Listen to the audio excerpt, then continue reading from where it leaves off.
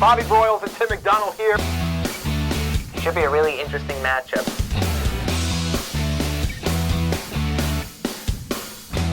Buckle up. If you're not watching, you got some problems.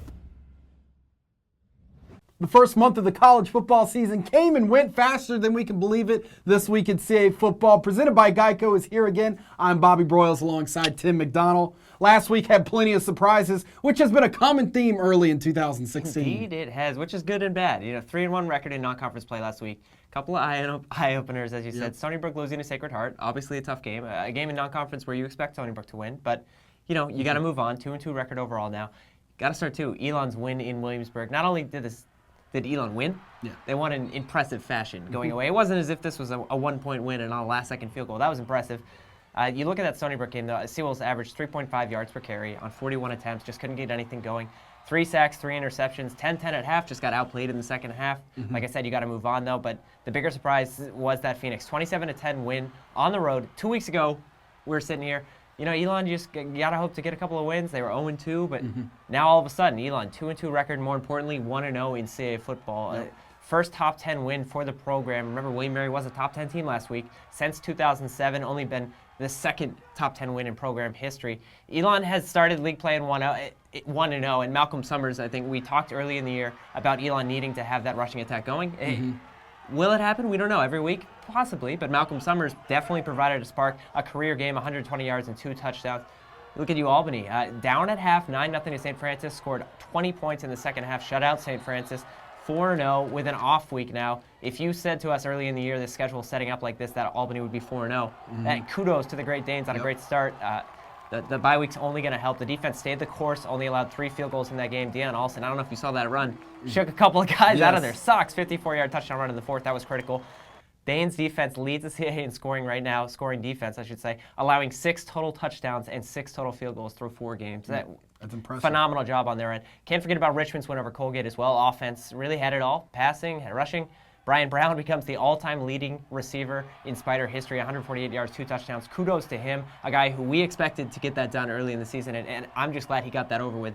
Can play football just moving forward. Nova quietly moved to 3-1, a dominating win at Lafayette. It was close in the second half, but pulled away late. 2 defensive touchdowns in that game. I like Nova right now, quietly, just the last team we talked about lying in the weeds at 3-1, moving up in the rankings every week. But all in all, a lot of surprises. But at this point in the season, you have to expect every now and then a couple of slip-ups and a couple of surprises. I think it's good. It's fun to keep things interesting throughout the whole month of September. Hopefully, October gives us a little bit more clarity.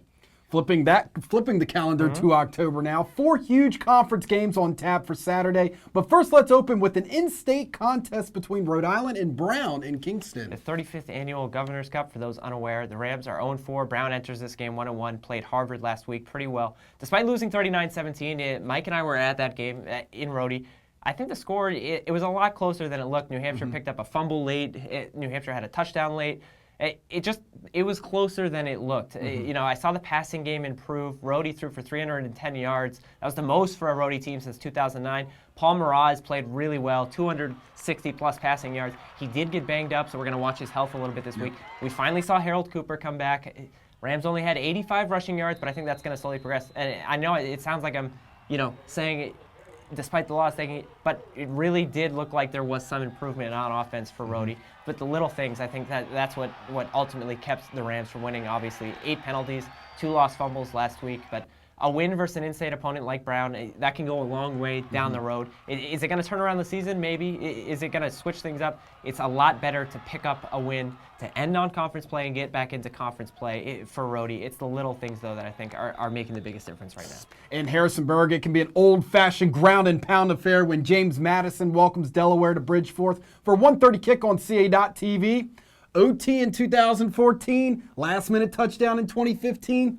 Yeah. Buckle up for this one, Tim. You got to expect a great one. The over-under, if I was a betting man, which I'm not, I'm awful, but if I was a betting man, the over-under on the amount of pass plays in this game, for me, 30 is that number, and I'm going to take the under. You look at, on stats, on paper, the statistics are showing us number 1 scoring offense versus the number 2 scoring defense, that's JMU and Delaware. Number 1 rushing offense in JMU, number 2 rushing offense in Delaware. It's very similar teams. JMU averages 5.8 yards per carry, 328 rushing yards per game. 19 of their touchdowns this year have been on the ground. Delaware hasn't played as many games, but still 3 games, 5.6 yards per carry, 242 yards per game, 9 touchdowns on the ground. I think it's interesting because you pick your poison, but to me, this game is ultimately going to come down to kind of the opposites. It's the quarterback play. It's Brian Shore and that Duke's offense. Had a touchdown last week, got the ball moving a little bit better, especially through the passing game at Maine. And Joe Walker or Blake Rankin, whoever is Delaware's quarterback, it's going to come down to these two. The decisions that they have to make, both defenses, Delaware and James Madison, I think are better than people actually give them credit. But you know what to expect if you're both defenses. You know you're going to stack the box and hope to stop the run. Someone's going to slow down the run game. Someone's going to give up big plays. At some point, one of these QBs is going to have to step up and make a play. I think James Madison has a little bit better weapons on the outside, but I think Delaware having that extra week is just think about the talent at running back in this game. I mean, Abdullah and Johnson, both no big deal, averaging over 100 yards and 6.5 yards per carry each. Then you got Thomas Jefferson, you got Jalen Randolph, Wes Hills could be back as well, averaging over 70 yards per game. He's expected to return, like I said, which only is going to be better for this game, which I think it's going to be a heck of an atmosphere in Harrisonburg. Like I said, Delaware has that extra week to prep, but do you take that or do you take at JMU's momentum? JMU finally had to rebound a little bit, trailed in that game at Maine, came back in the second half, showed a lot of life there in the second half, especially on defense. I think this is an ideal game, but watch the clock in this one because it could go very fast. It could go very fast. Not a TV game, too, so it's going to be very interesting to see the flow of that game. On Comcast Sportsnet at 3:30, Towson and Richmond meet in our own backyard here, Tim. Tigers are coming off the bye week. Spiders off the Colgate win. Both squads are 0-1 in conference play, though. It's so strange that both are 0-1 in league play because coming into the year, expectations that you just didn't see that coming in. But Richmond last week, 74 plays, 465 yards. And we talked about the offense the week before. At Stony Brook, stalled a little bit, couldn't get the run game. It looked like they had it both. Xavier Goodall, showed up, 120 yards, 1 rushing touchdown, a freshman, by the way. David Broadus, the backup quarterback, also came in, got that rushing game, gave it a little bit more life. Lauletta, if anyone could throw for 4 touchdowns and over 300 yards last week and just be casual about it, just under the rug, it was Kyle Lauletta last week.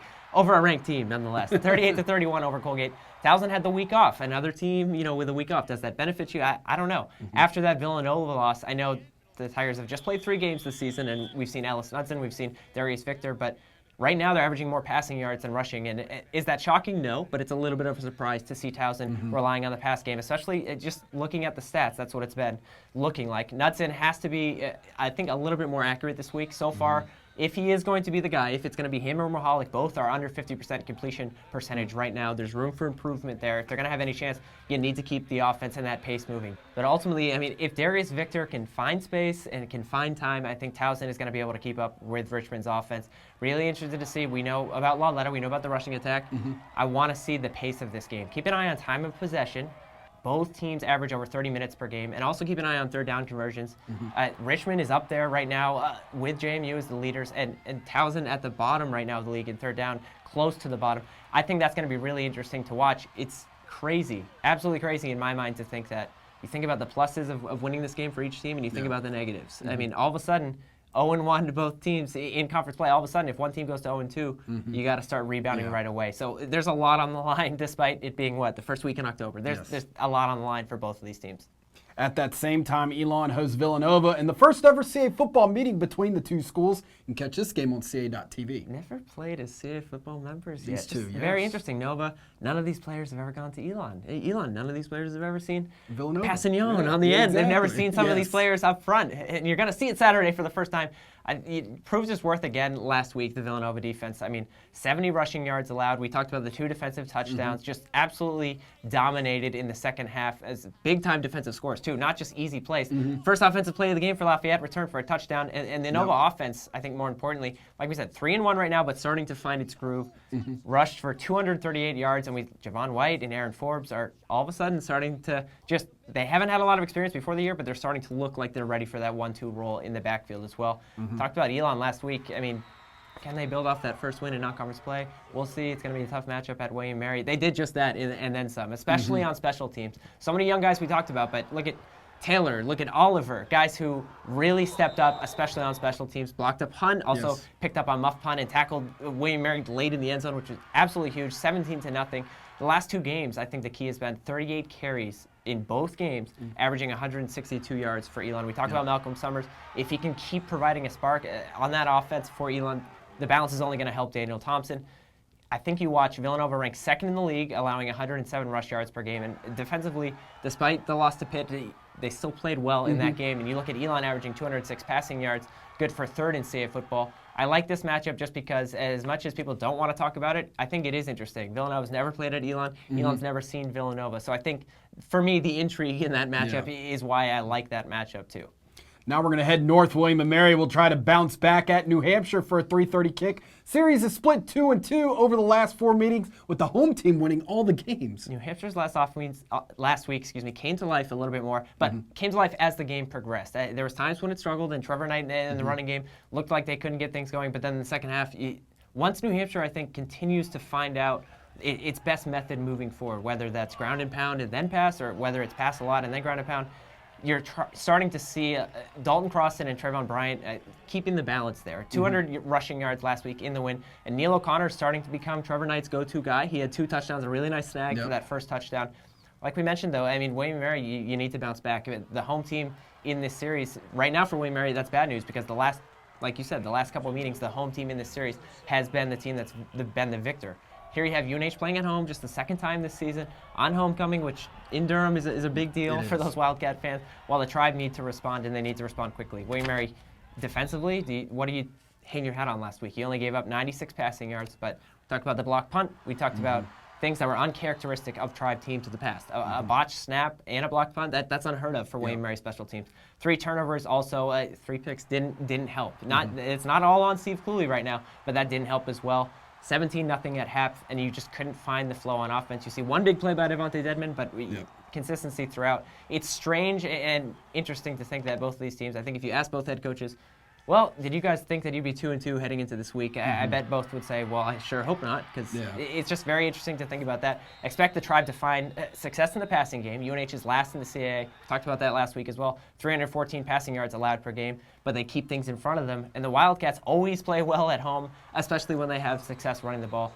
I like this because I think it's going to be a chess match back and forth. I think this could be the closest game on Saturday. Don't know if that means it's going to be high scoring or low scoring, but I think physically and score-wise, I think this is going to be the closest game.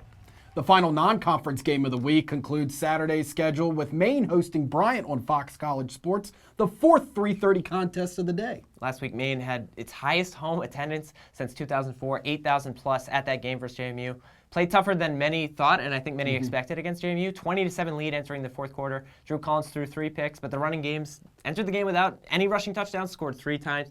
If you're going to take positives, I think that's where you start. Learning from the schedule and learning from the opponents moving forward. I mean, despite the 0-3 record, you sit there and you think, man, it's a tough start, and people got to feel. But Bryant's 2-2 overall, and a win for Maine. I mean, not only would you pick up your first win, but you'd stop a 7-game losing streak dating back to last year. And as simple and as strange as it sounds as well, an 0-3 record overall, yes, it hurts. And you were in that game versus JMU late, and you gave up a couple of big plays in the second half, but only 0-1 in league play, and there's still 7 chances left. So the season is not over in any sense. If you can pick up a non-conference win here moving forward, you just flip the page, turn the book. Obviously, I think this is a team on offense that looks completely different to me. The pace, I think the crispness on offense is different from last year's squad, and I think you need to keep building off that, especially at home again this week. If you need TV clearance information, live stream links, or anything else, CAFootball.com is your home for all 6 games in Week 5. And speaking of home, our home for CA Football's on-campus coverage can also be found there, CAFootball.com, as well as our social media platforms. Mike and I wrapped up our 2nd trip of the fall at Rhode last weekend, and are happy to debut the latest Going Deep feature tomorrow. That's going to debut tomorrow with a look at a trip abroad from a certain random wide receiver last summer who spent that trip in Vietnam. Trip 3 for Mike and I is actually going to take place this weekend in Harrisonburg, so we'll be at the Duke Blue Hen game. If you're at that game, feel free to give us a shout-out. I know we'll be walking around and try to catch up with people all around. The trips keep going, but I know we're just excited to get back on campus, right back at it. You heard him. Listen to this guy and be sure to catch the latest Going Deep feature on Thursday. Until then, thanks for tuning in. Enjoy the games on Saturday.